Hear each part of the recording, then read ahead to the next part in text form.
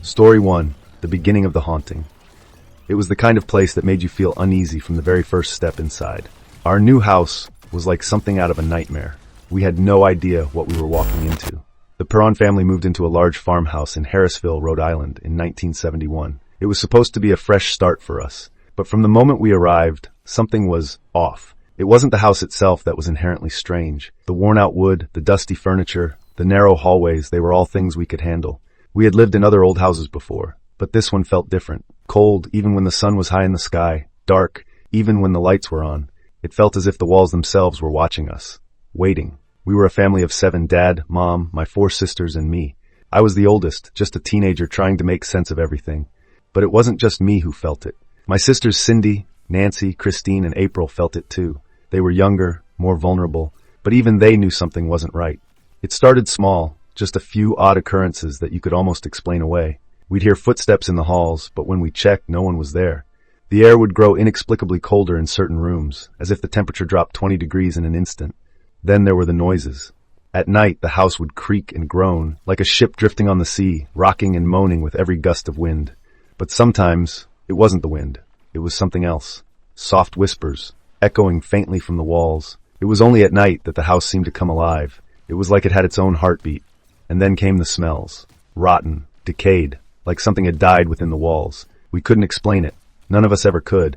But it wasn't until the cellar that things took a darker turn. We never went into the cellar. Not really. It was always locked. The door was thick, heavy, and old. And whenever anyone tried to open it, there was always that sense of something watching you from behind it. But when we did finally get the courage to unlock it, my sisters and I, we found something that would change everything. The moment the door creaked open, a blast of cold air hit us in the face. And the smell. A nauseating stench of mildew and rot filled the air. But there was something else too. A faint, almost unnoticeable smell of death. The cellar was dark. The light flickered when we turned it on. And as we stepped down the stairs, it was like the darkness swallowed us whole. I can still remember the oppressive weight of that place. The silence. The deadness. It felt like we were trespassing in a place that wasn't meant for anyone. That's when we noticed it, a small wooden box. It was hidden behind an old beam, tucked away in the far corner of the room. I didn't want to open it. Something told me not to. But curiosity got the better of me. I reached for the box, and as soon as my fingers touched it, the house seemed to groan in protest. It was as if it knew we had disturbed something. Something important. Inside the box was a small, old-fashioned mirror. Its edges were cracked, the glass yellowed with age. But it wasn't just the mirror that made my skin crawl. It was the feeling I got when I looked at it. The reflection didn't look right. There was something in the mirror that shouldn't have been there. A presence. I couldn't explain it, but I felt it. The moment I looked into the mirror, the air seemed to grow heavier. I felt trapped. And just as quickly as I had grabbed it, I dropped it. The mirror shattered on the floor with a deafening crash, and that's when I heard it. A low, guttural voice, almost a whisper, coming from deep within the shadows. It was saying something in a language I didn't understand. That was when it started, when everything began to spiral. The first incident with Mom was the most terrifying. One morning she was in the kitchen, just like any other day. But something wasn't right. She was standing perfectly still, her back to us. The knife in her hand was trembling. When I called her name, she turned around. But it wasn't her face. It was like someone else was inside her. Her eyes were wide, unblinking. Her expression was blank. She said nothing, just stood there, breathing heavily. The air around her felt cold. I thought I was losing my mind, but I wasn't the only one who felt it. "I'm fine," she said, but her voice was hollow. It sounded wrong. I could see it in her eyes. She wasn't herself. And that was the first time I realized something was taking hold of her. I remember the first time I saw the figure. It was in the window. Just a glimpse.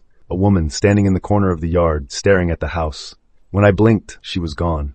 At first I thought I was imagining it, but I wasn't the only one who saw her. My sisters had caught sight of her too. A woman, tall, with dark hair, her back to us, as though she was waiting. When we told Dad, he laughed it off. He said it was probably just someone passing by, or maybe a trick of the light. But deep down, I knew it wasn't that simple. There was something wrong with that woman. And that's when we started hearing it, the voices. At night, when we tried to sleep, we'd hear whispers in the walls, faint like the wind. But no, they weren't the wind. They were calling us, calling for us to come to them, in the darkest parts of the house. We didn't know it then, but we were already trapped. This house had a grip on us, and it wasn't going to let go. This was only the beginning, but the worst was yet to come. Story 2. The first signs of possession. As the days went by, the unease in the house grew. It wasn't just the cold spots, the whispers, or the shadowy figures at the window anymore. It felt like something was actively trying to reach us, and as it did, it began to change us. At first I thought maybe it was just stress, living in such an old, eerie place. But after the incident with Mom in the kitchen, I knew it wasn't just in my head. Something dark was moving through this house. It started with small things that didn't make sense. One evening I found my sister Cindy sitting in the living room, staring at the fireplace. She wasn't doing anything, just staring, motionless. I called her name several times before she snapped out of it, like she was coming out of a trance. "What's wrong?" I asked her, concerned. She just shook her head. "I don't know. I heard something." I didn't think much of it at the time, but I couldn't shake the feeling that something was wrong. Cindy's eyes were wide and frantic, like she had seen something she wasn't meant to. Her voice was shaky, her hands trembling as she spoke. Over the next few nights, it happened again. Cindy would sit in the same spot, staring into the dark corners of the house, mumbling things under her breath. I hear it calling." She would always whisper these words. And when I asked her to clarify, she'd simply shake her head, her lips pressing tightly together, as if she was trying to keep a secret. But that secret would soon be forced out of her. One night, I found myself unable to sleep. I lay in bed, staring at the ceiling, hearing the faint creaks and moans of the house around me. I could sense the air growing heavier, as if something was pressing down on me. The house was awake, and so was something else. That night, I heard Cindy's voice coming from downstairs. "Cindy?" I called out, groggy, but she didn't answer. My heart began to race. I quickly got out of bed and made my way down the stairs. The house was darker than usual. I reached the living room and stopped dead in my tracks. There, in the middle of the room, Cindy was standing. Her back was to me, and she was swaying slightly, as if in a trance. She wasn't alone. Standing next to her, just a few feet away, was a dark figure. A woman. No, it wasn't a woman at all. It was an apparition, cloaked in shadow. The figure was hunched over, its face obscured by long, tangled hair. A chill ran down my spine as I watched it stand there, still and silent. I could barely breathe. "Cindy!" I shouted again, this time with more urgency. I ran forward and grabbed her by the shoulders, shaking her. Suddenly, she snapped back to reality, gasping for air, her eyes wide in terror. "I saw her again," she whispered, trembling. She's standing there, right next to me." Who are you talking about?" I asked, frantically trying to make sense of what had just happened. "The woman," she said, her voice trembling. "The woman with the dark hair. She's always watching us." I tried to comfort her, but it was clear that Cindy wasn't herself. Whatever she was experiencing, whatever she had seen, had a hold on her. I had no idea what we were dealing with, but it was more than just a haunting. It was a presence, something that wanted to be seen. That wasn't the end of it. Over the next few weeks, the occurrences grew more frequent and more intense. Objects began moving on their own. Not just small things like books or cups, but larger items, furniture even. One night, while sitting around the dinner table, the chairs behind us suddenly scraped against the floor, as if being dragged. I spun around, half expecting to see someone standing there, but there was nothing. We had heard stories about haunted houses before, but this wasn't just a haunting. This was something more, something much darker. It wasn't long before the strange behavior began to spread to more members of the family. Mom, who had been so stoic before, began acting out of character. She would wander through the house at all hours of the night, muttering to herself, staring at nothing. Her once warm, comforting presence was replaced by a cold, distant demeanor. She became aggressive at times, her mood swinging unpredictably. One evening, while she was cleaning the kitchen, I caught her talking to herself, whispering words I didn't understand. I didn't know what to make of it, but the look in her eyes, it wasn't her anymore. It was as if something else was inside her, something inhuman. "Mom, are you okay?" I asked gently.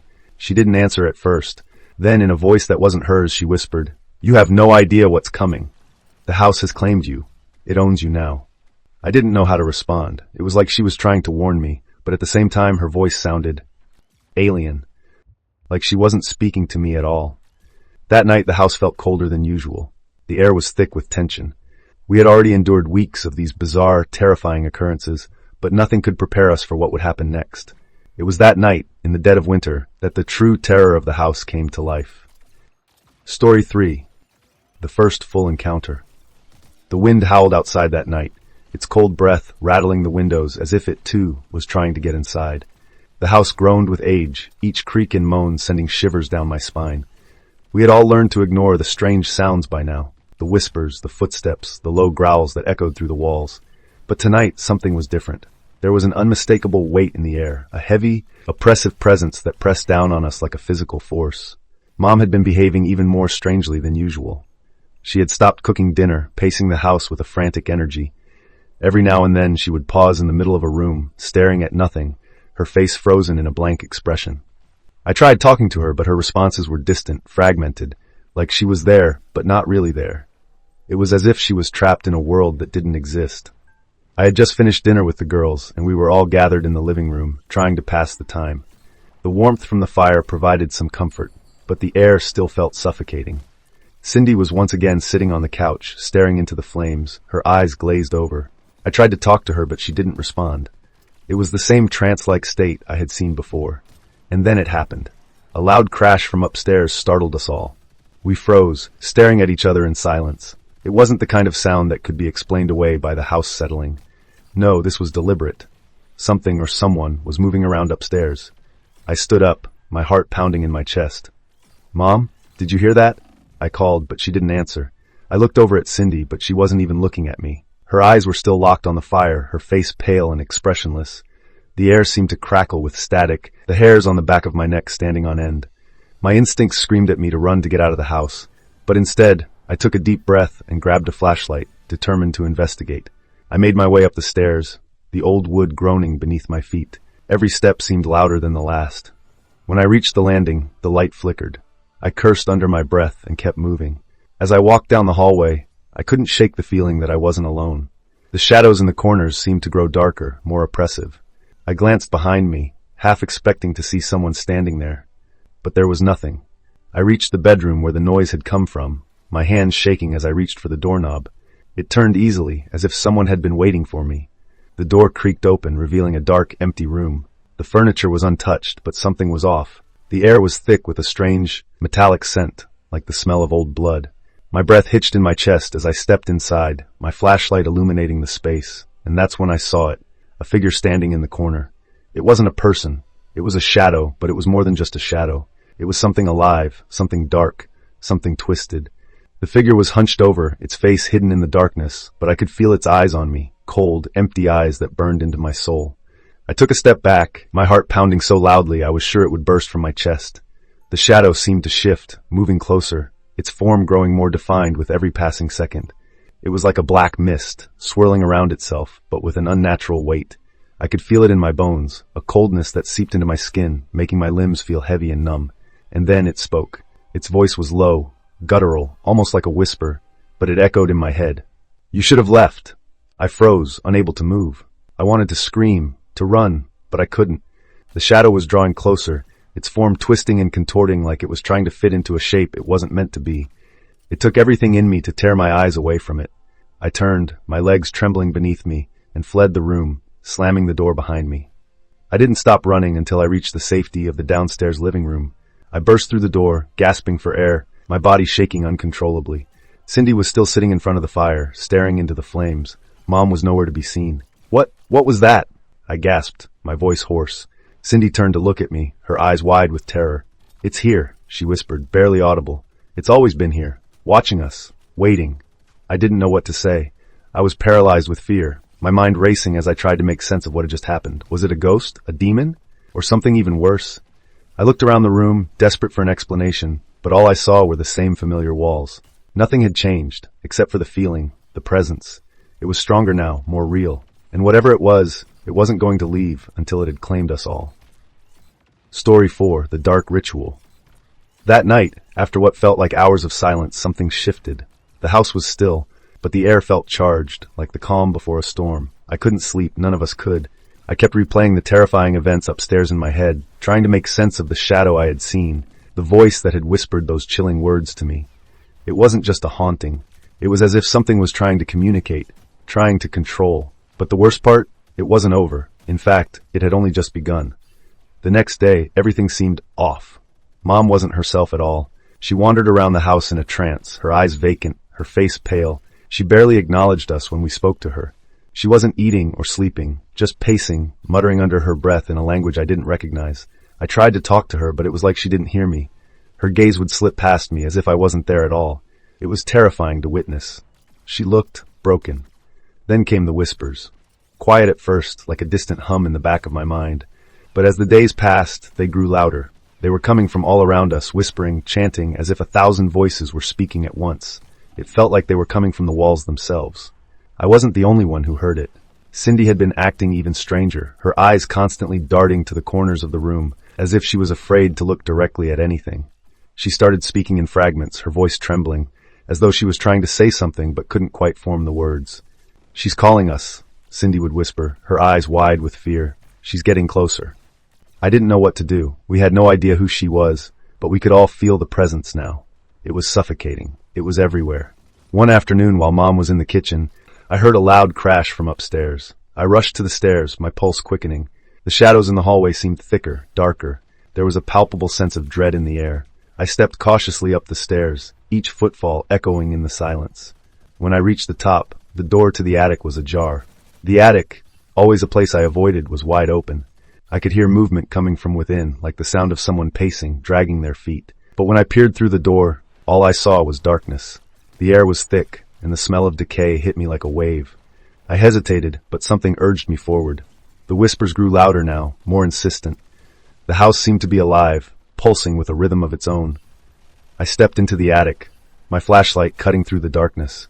The air was heavy and smelled musty, like something had been trapped here for years. My heartbeat echoed in my chest as I swept the light around the room, and that's when I saw it. On the far side of the attic, there was a large, old mirror.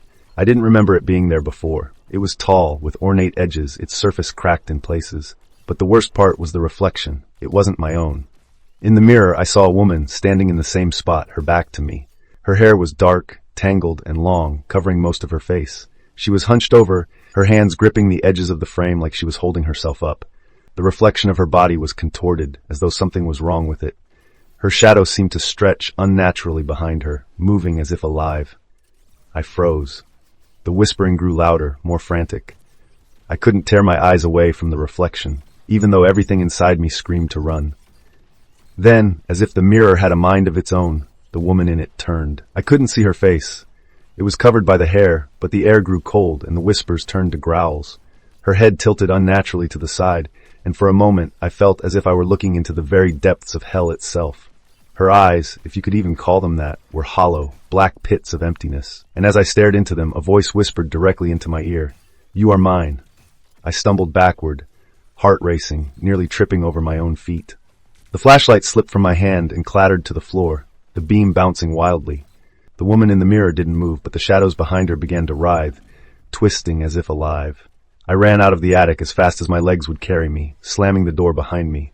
I didn't stop to catch my breath until I was back downstairs, where the others were gathered, staring at me with wide eyes. "What happened?" Cindy asked, her voice trembling. She must have seen the panic in my face. "The attic, there's something in there. I don't know what it is, but it's not human." The others stared at me in silence, and for a moment I could see the same fear in their eyes, the fear I had been trying to push down for so long. They knew it too. Whatever was in the house, it wasn't just a presence, it was a force, a malevolent, ancient force that was determined to break us. That night I couldn't sleep. I kept hearing footsteps, soft and slow, pacing back and forth. I tried to ignore it, but the sounds grew louder, closer. I felt like I was being watched, like something was standing right behind me, waiting for me to turn around. And then in the middle of the night, I heard Mom's voice. Soft, almost gentle. "Come to me, my child." It wasn't Mom. I know that now. It was the thing that had taken her. The voice was sickly sweet, like a lullaby, almost comforting, but I could hear the malice beneath it, the promise of something darker. I didn't know what to do. I couldn't ignore it anymore. I knew we had to leave, but we were trapped. The house had us, and it wasn't going to let us go. Chapter 5. The Descent into Madness. The days blurred together after that night.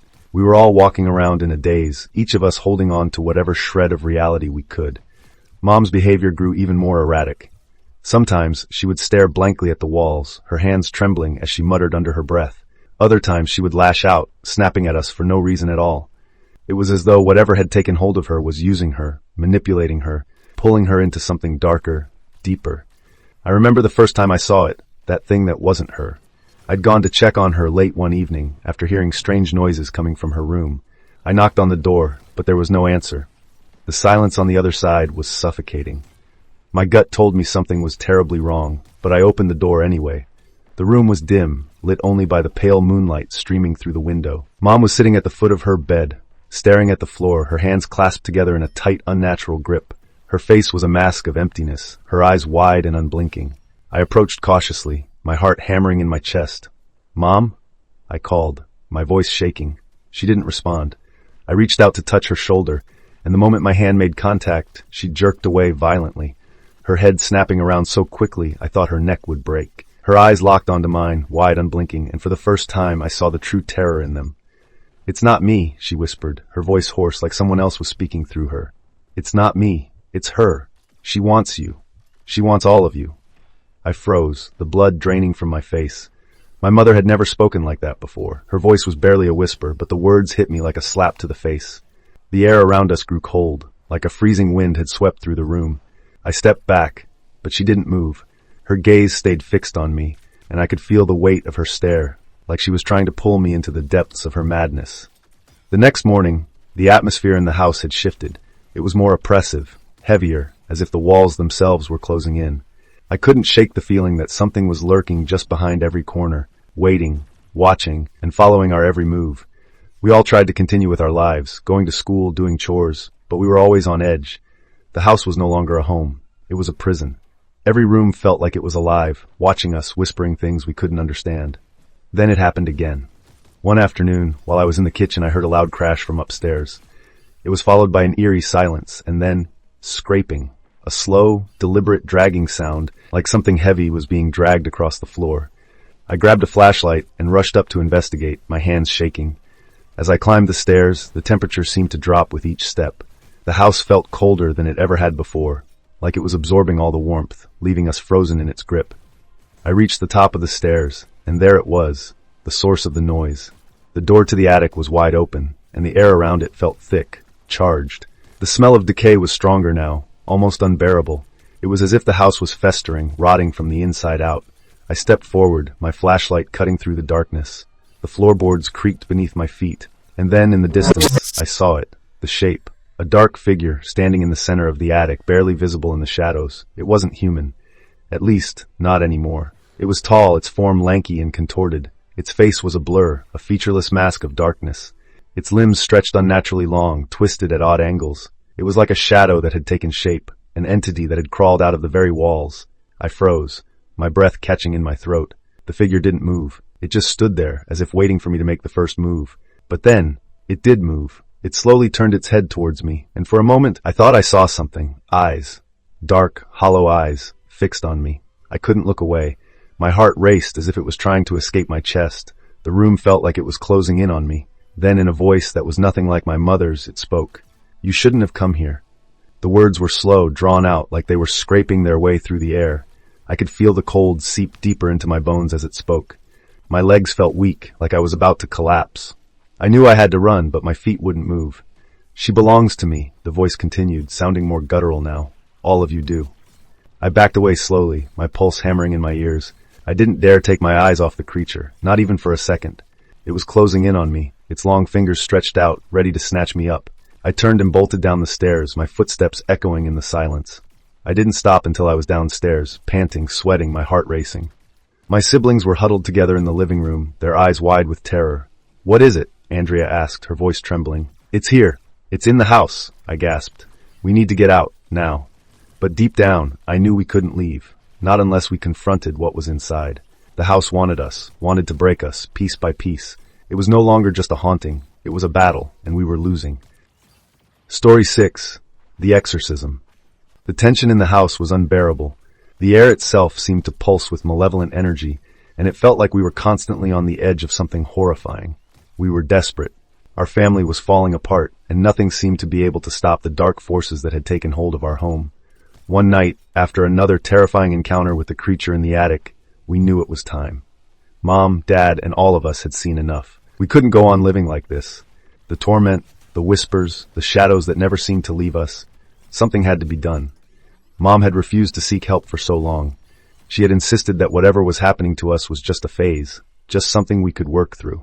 But now, after everything we had experienced, I could see the fear in her eyes. It wasn't just in the house anymore. It was in her, too. That's when we called Father Kastner, a priest who had experience with exorcisms. He was the last person we ever thought we would need, but now it felt like the only option. Father Kastner arrived at our house one cold evening, his face grim, his eyes sharp and filled with a knowing that chilled me to the bone. He had seen things far darker than anything I could even begin to imagine. His presence seemed to push back the shadows in the house, if only just a little. He didn't waste any time. We gathered in the living room, the same room where we had once tried to carry on as a family, and he began to prepare. He said prayers under his breath as he set up his holy artifacts, a crucifix, a vial of holy water, and candles arranged in a circle.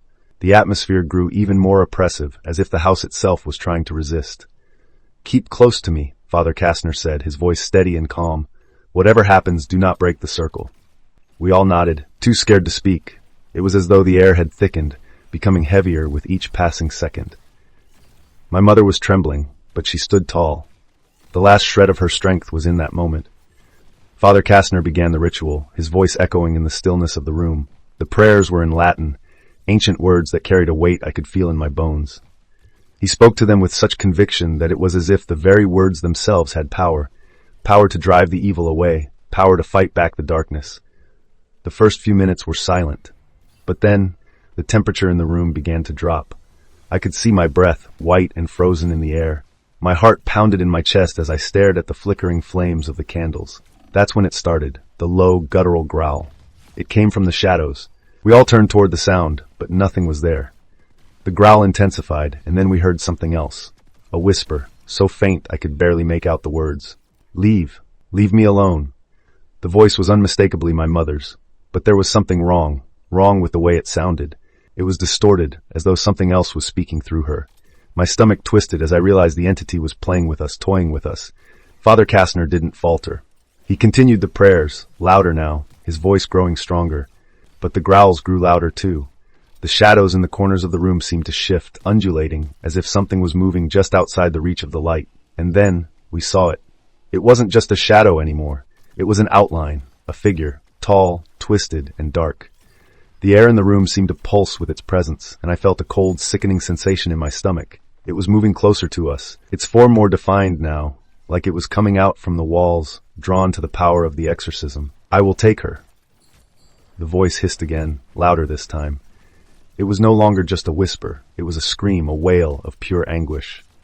My mother, standing next to me, suddenly jerked. Her body arched back, her limbs contorted in ways they shouldn't have. Her eyes rolled back in her head, and she let out a blood-curdling scream. Not her scream, but the scream of something inhuman. Father Kastner didn't hesitate. He grabbed the crucifix and raised it high. "In the name of God, I command you to leave this house," he shouted, his voice thundering with authority. The house seemed to groan in response, like it was alive and fighting against him. The figure in the corner of the room recoiled, its form flickering, as if it couldn't bear the light of the holy relic. But it wasn't enough. The room seemed to shift again, and the growling became deafening. "She is mine," the voice bellowed. Father Kastner's eyes blazed with fury as he continued the ritual, chanting faster now, the words tumbling from his lips in a rapid fire. My whole body shook, the air around us vibrating with the raw power of his words. The dark figure lunged forward, faster than I could comprehend. It was as though it was trying to drag my mother into the abyss with it, to pull her away from us forever. But Father Kastner was ready. He flung holy water in the direction of the shadow, and it screeched, an ear-piercing, unearthly sound that made my blood run cold. The shadow writhed and shrank back as if the water had burned it. "Leave this place," Father Kastner ordered, his voice resolute. The creature hesitated. It paused for just a moment, as though weighing its options, and then with a final scream of rage it vanished into the darkness, the air around us still and silent once again. For a moment there was no sound except our ragged breathing. My mother collapsed to the floor, gasping for breath. I rushed to her side, my heart in my throat, my hands trembling as I helped her up. She was no longer the same person who had been speaking in that twisted voice. The darkness had lifted, at least for now. Father Kastner stood over us, looking down with a mixture of pity and resolve. "It's over for now," he said quietly, "but the house, it will always be watching you." Story 7. The Aftermath. The silence that followed the exorcism was suffocating. For the first time in months, I could breathe without the feeling that something was watching me, lurking in the corners of every room. The house felt different now, somehow. Lighter, less oppressive. But that feeling was fleeting. Mom was weak, exhausted. She could barely stand on her own, her body shaking as though she had been through something far worse than any of us could fully comprehend. She had no memory of what had happened, of the voices that had come from her mouth, of the strange contortions her body had taken. To her, it was as though the entire experience had been a bad dream. But we knew it was real. We all knew. Father Kastner had left us with one last warning before he left that night. He told us that while the exorcism had driven the entity out for now, the darkness was far from gone. The house, he had said, his voice low and solemn, is tainted. It may try to return. You cannot let your guard down. I don't think any of us truly understood the weight of his words until the nights that followed. At first, it seemed like life was returning to normal. We tried to convince ourselves that we could move on, that we were free of the terror that had haunted us for so long. But the house, with its crumbling walls and darkened corners, was not done with us. It started small at first. The sounds, the strained whispers that we couldn't make out, always just outside our range of hearing. I would wake up in the middle of the night, the hair on the back of my neck standing on end, convinced that someone or something was watching me. And then came the dreams. Mom was the first to be affected. Her dreams were filled with dark figures, tall, shadowy forms that stalked her through a labyrinth of corridors. She would wake up screaming, soaked in sweat, her body trembling with fear. But the worst part was that she began speaking of things she had never experienced, things that weren't from this world. "I see them," she would whisper, her voice distant and cold. "They're waiting for us. They won't leave us alone." Dad tried to brush it off, chalking it up to stress. But I knew something was wrong. It wasn't long before I started having nightmares too. They weren't the kind of dreams you wake up from, drenched in sweat but relieved they were just dreams. These felt real. I would wake up in the middle of the night to the sound of my own name being called softly, gently from just beyond my bedroom door. When I went to open it, there was nothing, just the cold, empty hallway. And then there was the smell. It started as a faint odor, something rotten, like decaying meat. It would come and go, always in the same spots of the house, always at night. We thought it was just the house settling, the old wood, or the plumbing. But the smell grew stronger, thicker, and more pungent, and we began to notice something else, something that filled us with dread. Wherever the smell was strongest, the shadows grew darker. It was like the house itself was alive again, feeding on the terror it had caused us. It seemed to pull at our very souls, making us question our own sanity. Were we imagining things? Were we still suffering from the trauma of what we had gone through? But no, I knew. One night, I woke up to the sound of footsteps in the hallway. They were slow, deliberate, and they were coming closer. My heart hammered in my chest as I strained to hear. Someone was walking in the house, right outside my door. But when I opened it, there was nothing there. And then, the whispers started again. This time, though, they weren't just whispers. They were voices. Real voices, speaking in tongues, in languages I didn't recognize. They echoed from the walls, from the floorboards, from the very air around us. The house itself seemed to hum with energy, as if the spirit of the place had become something more powerful, something hungry. I could feel it deep in my bones. The house was alive, alive with malice. The worst part? We couldn't leave. Not really. Dad tried to move us. He put up for sale signs, called agents, and arranged showings. But no one was interested. The house just sat there. No one wanted it. We tried to escape, but no matter how far we went, the darkness followed us. There were moments when I wondered if it was inside us now, burrowing into our very minds. Weeks went by and the house grew darker. The smells grew more unbearable. The whispers grew louder. And then one evening, just as the sun began to set, the figure returned. At first, I thought it was just my mind playing tricks on me, but then I saw it. Standing in the hallway, just outside the living room, was a dark figure, a shadow, tall, angular, and impossible to ignore. It was watching us, its eyes, if they could be called eyes, glowing with a sickly pale light. And then it moved. It didn't just walk, it glided. Its movements were fluid, unnatural. It hovered just above the ground, its form distorting with every step, like it was made of smoke, shifting in and out of focus. I was frozen in place, unable to speak, unable to scream. My whole body was shaking, my heart pounding in my chest, but I couldn't look away. And then the voice came. "You thought you could banish me, didn't you?" It whispered, a cold, chilling voice that echoed through the room. It sounded like 1,000 voices, all speaking at once, twisting and turning into one. "You will never be free." Stort 8, the breaking point. There were moments when I questioned my own sanity. How could something like this be real? How could a house, a place, hold so much evil, so much darkness? But every night the shadow grew stronger, its presence more oppressive. We were no longer just haunted by noises and smells. This was a war, a battle of wills, and the house was winning. It wasn't just me. My family felt it too. We had tried everything we could to rid ourselves of the nightmare, but it felt like nothing worked. The exorcism had driven the entity away, sure, but it was like opening a door only for something worse to slip through. No one spoke of it openly, but the strain was evident in all of us. Mom's health continued to deteriorate. She was no longer the vibrant woman I remembered. She was pale, drawn, and seemed perpetually tired. But it wasn't just physical exhaustion. She looked lost. It was as if the spirit of the house had taken a part of her soul, and now she was merely a shell of the person she once was. Dad started staying late at work, avoiding the house as much as possible. He couldn't escape the creeping dread that followed him. Even when he was home, he was distant, his mind preoccupied with something we could never understand.